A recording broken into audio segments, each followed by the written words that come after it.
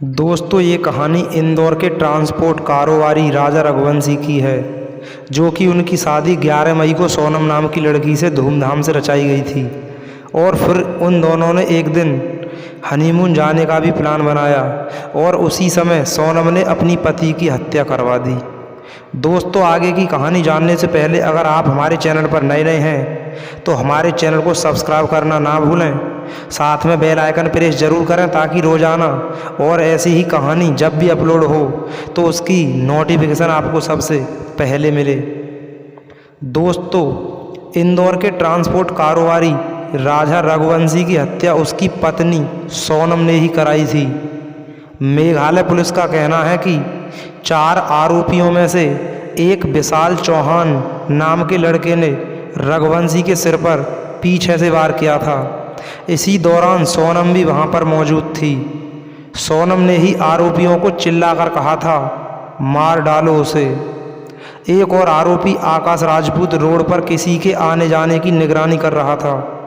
आकाश बार बार उस रूट पर यह देख रहा था कि वहां कोई आ तो नहीं रहा है। रघुवंशी को मारने से पहले उसकी किराए की मोपेड छीनी गई थी। पुलिस ने सोनम रघुवंशी की किराए से ली गई मोपेड का पता कर लिया है। मेघालय के गृह मंत्री ने बातचीत में बताया है कि रघुवंशी की हत्या 23 मई को ही कर दी गई थी। सोनम उसी दिन शाम को शिलांग से गुवाहाटी आ गई थी। इसके बाद गुवाहाटी से ट्रेन में बैठकर वह यूपी में प्रवेश कर गई। हालांकि इसके बाद वह कहाँ गई इसका अभी तक कुछ भी पता नहीं चल सका है। सोनम से ही पूछताछ में इसका खुलासा होगा। मेघालय के गृह मंत्री का कहना है कि राजा रघुवंशी की हत्या का मुख्य किरदार सोनम को ही बनाने की तैयारी है, क्योंकि राजा रघुवंशी का मर्डर प्लान के मुताबिक किया गया है। मेघालय पुलिस अफसर का कहना है कि सोनम से इन बिंदुओं पर गहराई से पूछताछ होगी। सोनम पति की हत्या के बाद उसकी जांच पर पूरी नज़र रख रही थी। उसे यह भी मालूम था कि उसे मृत समझकर खाई में उसकी तलाश हो रही है। जब उसे पता चला कि उसके दोस्त राज कुशवाहा को पुलिस ने इंदौर से गिरफ्तार कर लिया है, इसके बाद सोनम अंदर से बिल्कुल टूट चुकी थी। अब उसकी करतूतों का पर्दाफाश हो चुका है। सोनम के एक दोस्त ने उसे इसकी जानकारी दी थी।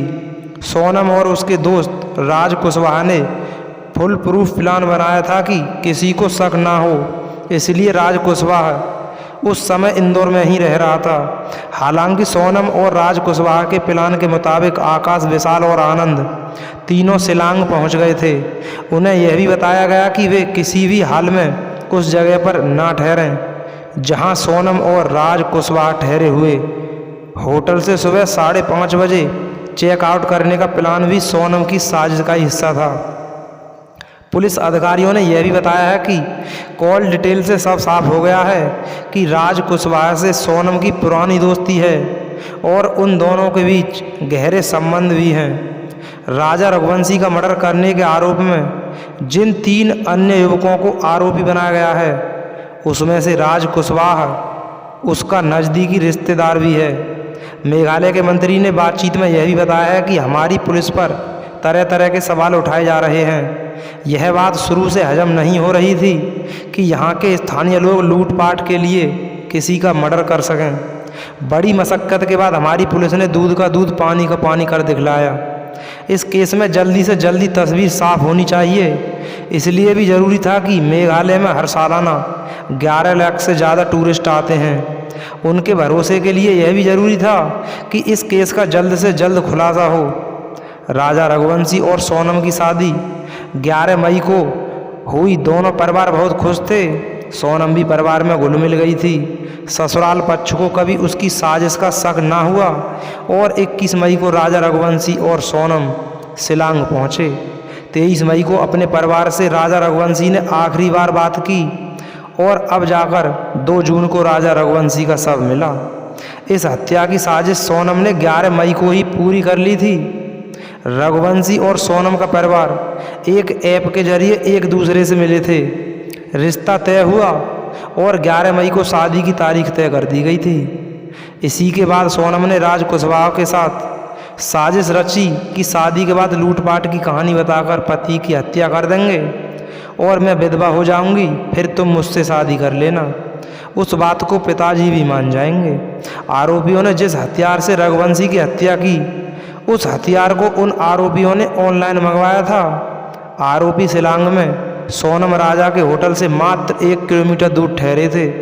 इनके मोबाइल नंबर सोनम के पास थे। सोनम जहां भी जाती थी उनको अपनी लोकेशन भेज देती थी। सोनम ने 23 मई को एकादशी का व्रत रखा था। यह बात उसने फ़ोन पर अपनी सास को भी बताई थी। मान्यता है कि यह व्रत पापों से मुक्ति, मनोकामना पूर्ण करने के लिए रखा जाता है। लेकिन सोनम ने उसी दिन राजा रघुवंशी की हत्या को अंजाम दिया। 23 मई को सोनम फोटोशूट के बहाने पहाड़ी इलाके में राजा को ले गई। रास्ते में तीनों आरोपी भी राजा से हिंदी में बात करते मिले और मटर गश्ती करते हुए साथ चल दिए। आरोपियों ने मेघालय पुलिस को बताया कि सोनम ने थकने के बहाने पीछे चलने लगी और थोड़ी दूर चलकर सुनसान जगह देखकर सोनम ने चिल्लाकर कहा, मार डालो इसे। पहाड़ी पर चढ़ते चढ़ते आरोपी थक गए तो सोनम ने कहा, 20 लाख रुपए दूंगी, पर जान से मारना पड़ेगा। आरोपियों ने बताया कि हम पहाड़ी पर चढ़ते चढ़ते थक गए थे, हमने राजा को मारने से मना किया तो सोनम ने 20 लाख रुपए देने की बात कही। उसने राजा रघुवंशी के परस से निकाले 15,000 रुपये हमें दे दिए और कहा, जान से मारना तो पड़ेगा। मेघालय पुलिस को शनिवार को मिले सीसीटीवी फुटेज में सोनम राजा से दूर दूर जाकर आरोपियों से जल्दी जल्दी से बात कर रही थी। पुलिस को यहीं से संदेह हुआ। सोनम का कॉल डिटेल खंगाला कि राजा 3 हिंदी भाषाओं के साथ दिख रहा था।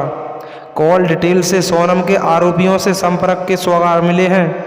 इससे आरोपियों के नंबरों की लोकेशन इंदौर में मिली। हत्या के बाद सोनम ने अपने फ़ोन तोड़ दिए। आरोपी भी अपने अपने घर ट्रेन से रवाना हुए और सोनम अकेली वाराणसी गई। यहाँ बस स्टैंड पर 2 लड़के उसे छोड़ने गए। फिर वह सोनम बस में बैठकर गाजीपुर की तरफ निकल गई। दोस्तों, इस पूरी कहानी को सुनाना किसी को परेशान करना नहीं है, किसी का दिल दुखाना नहीं है, बल्कि आपको जताना है, आपको ही बताना है कि आप अपने बच्चों से, आप अपने परिवार से बीच बीच में बात करते रहें। वो कहाँ जाते हैं, किससे मिलते हैं और क्या खाते पीते हैं। दोस्तों, मिलते हैं किसी एक और दिलचस्प कहानी में। तब तक आप अपने परिवार के साथ सतर्क रहें, सुरक्षित रहें। जय हिंद, जय भारत।